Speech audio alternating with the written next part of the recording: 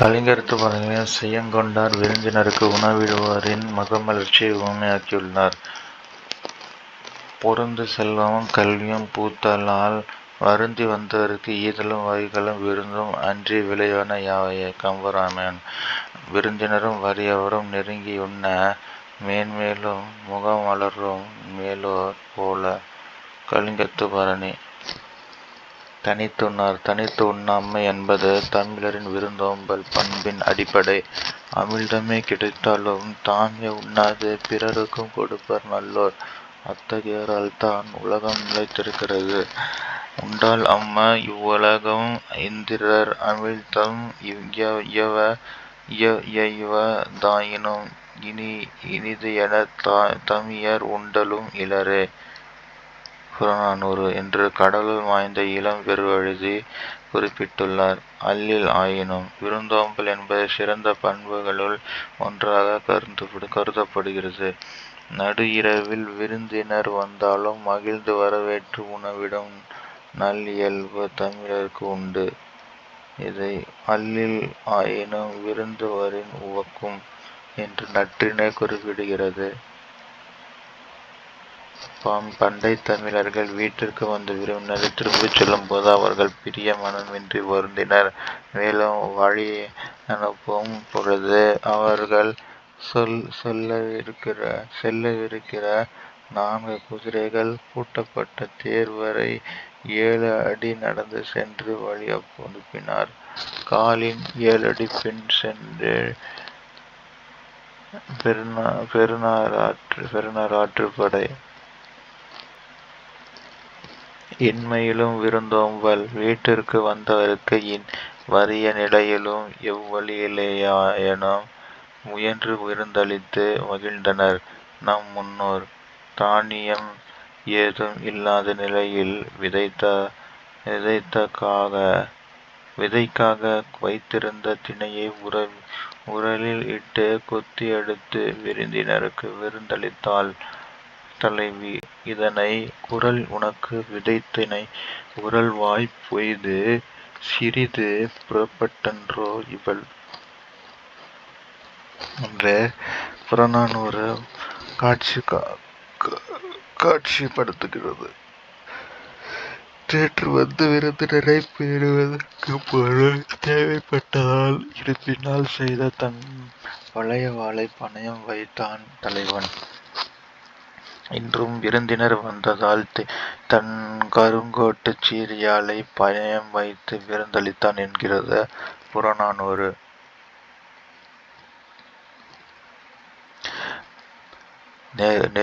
நெருனை வந்த விருந்திற்கு மற்றதன் இரும்புடை பழவாள் வைத்தனன் கருங்கோட்டுச் சீறியாழ் பணையான்.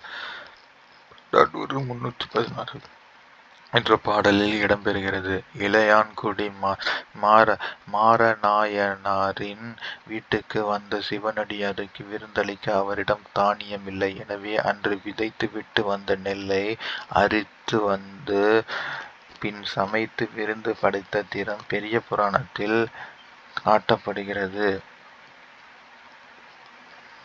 நிலத்திற்கேற்ற விருந்து. நெய்தல் நிலத்தவர் பாணர்களை வரவேற்று குழல் மீன் கறியும் பிறவும் கொடுத்தனர் என்கிறது சிறுபாணாற்றுப்படை.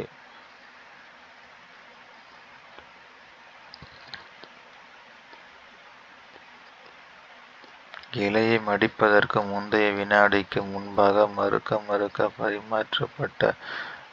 பரிமாறப்பட்ட கூடுதல் இட்லியில் நீண்டு கொண்டிருந்தது பிரியங்களின் நீள் சரடு. வம்சப்பிரியா. விருந்தை எதிர்கொள்ளும் தன்மை. இவ்வுலகத்தில் பலரும் நுழையும் அளவிற்கு உள்ள பெரிய வாயிலை இரவில் மூடுவதற்கு முன்னர் உணவு உண்ண வேண்டியவர்கள் யாரேனும் உள்ளீர்களா என்று கேட்கும் வழக்கம் இருந்தது. பலர் புகுவாயில் அடைப்ப கடவுள் நீர் வருவீர் உள்ளீரோ என்று குறுந்தொகை அடிகள் புலப்படுத்துகின்றன. மருந்தே ஆயினும் விருந்தோடு உண் என்று கொன்றை வேந்தனில் ஔவையார் பாடியுள்ளார்.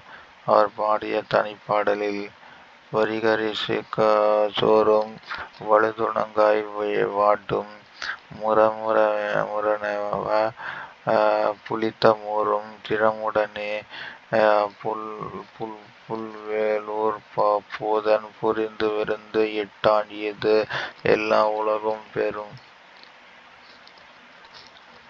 என்று அவர் கூறுவதிலிருந்து வள்ளல்களால் விருந்தினர் போற்றப்பட்டதை அறிய முடிகிறது.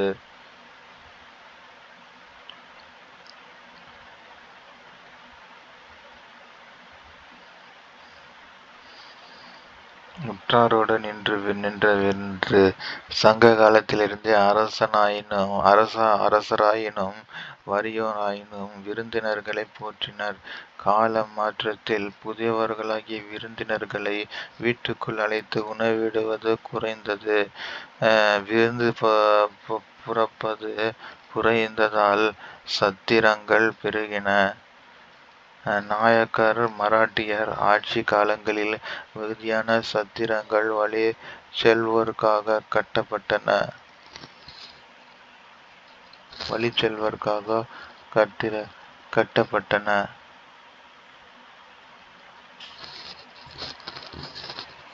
புதியவர்களான விருந்தினர்களை ஏற்பது குறைந்துவிட்ட காலத்தில் ஓரளவு தெரிந்தவர்களை மட்டுமே விருந்தினர்களாக ஏற்றனர். படிப்படியாக உற்றார் உறவினர்கள் நண்பர்கள் ஆகியோரை விருந்தினர்களாக போற்றும் நிலைக்கு மாறினர். விருந்தோம்பல் என்றும் புதிதாக ஒருவர் இரவில் தங்குவதற்கு வீட்டின் முன்புறமும் திண்ணையும் அதில் தாழ வைக்க திண்டும் அமைத்தனர் முன்னோர். இன்று வீட்டுக்கு திண்ணை வைத்து கட்டுவதில்லை. அறிமுகமில்லாத புதியவர்களை விருந்தினராக ஏற்பதும் இல்லை. இருப்பினும் திருவிழா காலங்களில் ஊருக்கு வரும் புதியவர்களையும் அழைத்து அன்போடு விருந்தளிப்பது சில இடங்களில் காண முடிகிறது. திருமணத்தை உறுதி செய்தல், திருமண வளைகாப்பு, பிறந்த நாள், புதுமனை புகுவிழா போன்றவற்றை இல்ல விழாக்களாகவே கொண்டாடினர். அப்போது மிகுதியான விருந்தினர்களை வரவேற்று உணவளித்து மகிழ்ந்தனர். அந்த இல்ல விழா நாட்களில் அப்பகுதி வாழ் மக்களும்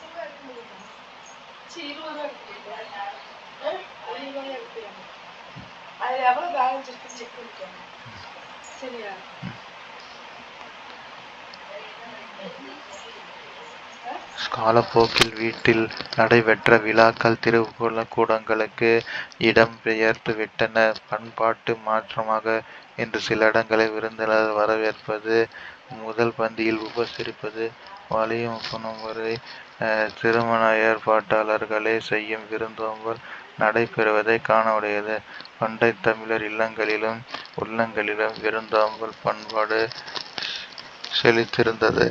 அந்த உயரிய தமிழ் பண்பாடு இன்றைய தமிழர்களிடம் மேற்கூறிய முறைகளில் பின்பற்றப்படுகிறது. காலந்தோறும் தமிழர்களின் அடையாளமாக விளங்கும் உயர் பண்பான விருந்தோம்பலை போற்றி பெருமிதம் கொள்வோம்.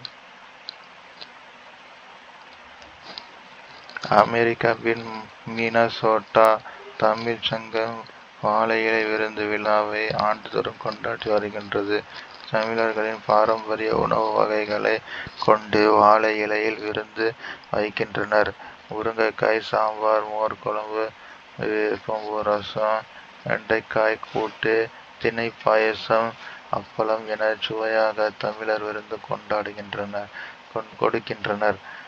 அங்கு வாழும் தமிழர்கள் பலரும் இன்று விருந்தில் பங்கேற்று சிறப்பிக்கின்றனர். தொடர்ந்து பல பண்பாட்டு நிகழ்வுகளையும் நிகழ்த்தி வருகின்றனர்.